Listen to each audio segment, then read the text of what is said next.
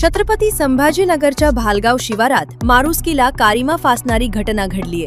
कौटुंबिक वादातून सासरच्या मंडळींनी 70 वर्षीय भीमराज सारुंके यांच्यावर जीवघेणा हल्ला केला। आरोपींनी केवळ वृद्धाला विवस्त्र करून लोखंडी रॉडने बेदम मारहाणच केली नाही, तर त्यांचं संपूर्ण घर आणि शेतातील 250 क्विंटल कांदा जारून खाक केला। या भीषण आगीत 4 लाखांची रोकड आणि संसारोपयोगी साहित्य जळून खाक झालंय। गंभीर जखमी सारुंके यांना उपचारासाठी घाटी रुग्णालयात दाखल करण्यात आलं असून या प्रकरणी 9 जणांविरुद्ध गुन्हा दाखल झालाय। सासरच्या मंडळींनी क्रूरतेचा कळस गाठल्याने संपूर्ण परिसरात संतापाची लाट उसळली आहे।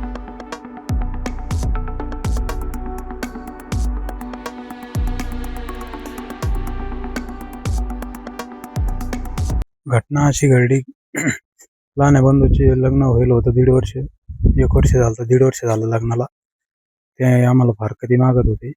वडील त्यांना द्यायला तयार होते पैसे, मुलगा नांदायला तयार होता, पण ते आम्हाला म्हणायचे आम्हाला नाही पाठायचे, आम्हाला फारकती पाहिजे। तर मग आम्ही त्यांना द्यायला तयार झालो। ते आम्हाला म्हणे 5 लाख रुपये द्या।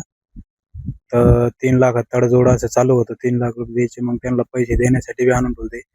ते आम्हाला हर वेळेस असं म्हणायचे द्या पैसे, द्या पैसे। पाटील म्हणायचं, वडील म्हणायचे का गावातले काही आम्हाला पंच ते आणून आम्ही काही पुरावा सहित आम्ही तुम्हाला पैसे देतो। ते म्हणायचे नाही, आम्हाला हातावर पैसे पाहिजे।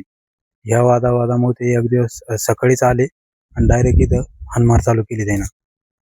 इथं मारलं, डिझेल राखून चेतून दिलं आणि गावात गाडीत टाकून नेऊन गावात मारलं। किती जण होते? 9 जण।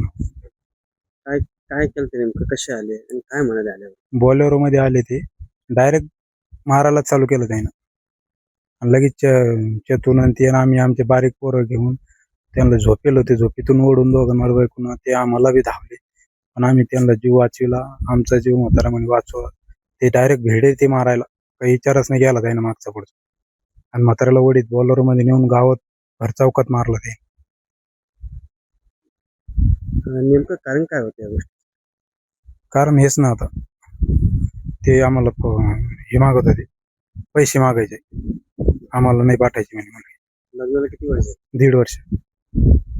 किती वर्ष किंवा महिने आता? ती 1 वर्ष राहिली ना। 1 वर्ष? दिवाळीपासून तिकडे गेलती ती। तुमच्याकडे किती दिवस राहिले? 1 वर्ष राहिली। 1 वर्ष. हो। नेमकं असं काय कारण झालं की तिला इकडे राहावं वाटलं नाही? त्यातनं एवढं वाद ते हमेशा भांडणच करायची ना ती। कशामुळे? त्यांचे वाद कशावरून भांडणं करायची। मग नाही जमायला लागलं, नाही पटायला लागलं, मग ते आम्हाला म्हाताऱ्यानं अलग अलग करून दिलं। तरी बी त्यांचे भांडणं चालले। मग त्यांचं असं पुढे हे पैसे मागायला लागले, ते आम्हाला नाही पाठायचे। मग म्हातारे वडील द्यायला बी तयार झाले, पैसे आणून ठेवले, त्यांना द्यायचे। तर फक्त एवढाच विषय, ते पण दुसरे पंच आणा त्यांच्या सहाय्या करून तुम्हाला पैसे देऊन टाकीतो। तुमच्या वडिलांना मारहाण केली, कुठे केली आणि तब्येत कशी आहे? तब्येत सिरियसच आहे अजून सध्या। ते दोन्ही हात बी फ्रॅक्चर व्हायले, भरपूर मार आहे त्यांना।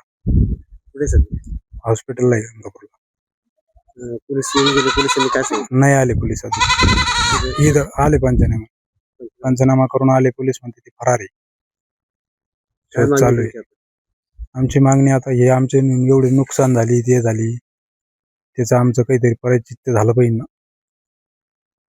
आम्हाला आज अंगावरले कपडे आम्हाला राहायला नाही, काही जेवायला सुद्धा काही हे राहिलेलं नाही। आमच्या वडिलाची तब्येत सिरियसच। काय नाव आपलं? अमोल साळुंके, गाव? भालगाव। आपल्या हॉटेलमध्ये एका 70 वर्षीय वृद्धाला मारण्यात आलेलं आहे। नेमकं काय घटना आहे आणि काय दाखल करण्यात आलेलं आहे आपल्याकडे? 28 तारखेला आम्हाला सकाळी माहिती मिळाली की एका वृद्धाला भालगाव या गावी, शिल्लेगाव पोलीस स्टेशनच्या आधीच भालगाव या गावी मारहाण करण्यात आलेली आहे। त्या दृष्टीने आम्ही ताबडतोब त्या ठिकाणी स्टाफ पाठवल्यानंतर मी स्वतः गेलो।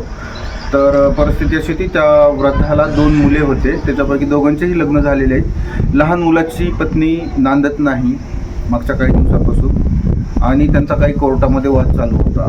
त्या वादामध्ये त्यांची आपसात बाहेर पाहुण्या रवळ्यात तडजोड झाली की 5 लाख रुपये द्या आणि प्रकरण कायमचं संपवून टाका, त्या दृष्टीनं त्याची चर्चा झालेली होती। मात्र यांनी 5 लाख रुपये आम्ही कोर्टामार्फत देतो असं धुमाळांचं मत होतं, ज्यांना मारहाण ज्यांनी मारहाण केलेली आहे ती त्यांचं मत होतं की आमच्याजवळ पैसे द्या, कोर्टामार्फत देऊ नका.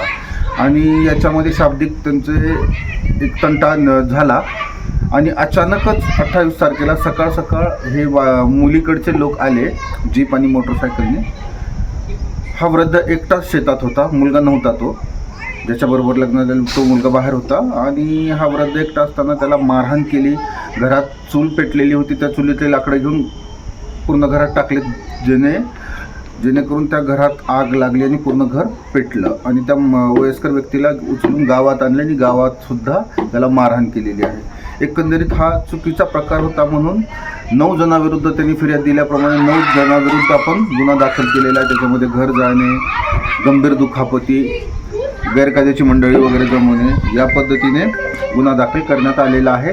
आरोपीचा शोध चालू, मारहाण केल्याबरोबर आरोपी निघून गेलेले, अद्याप अटक नाहीत, शोध चालू आहे.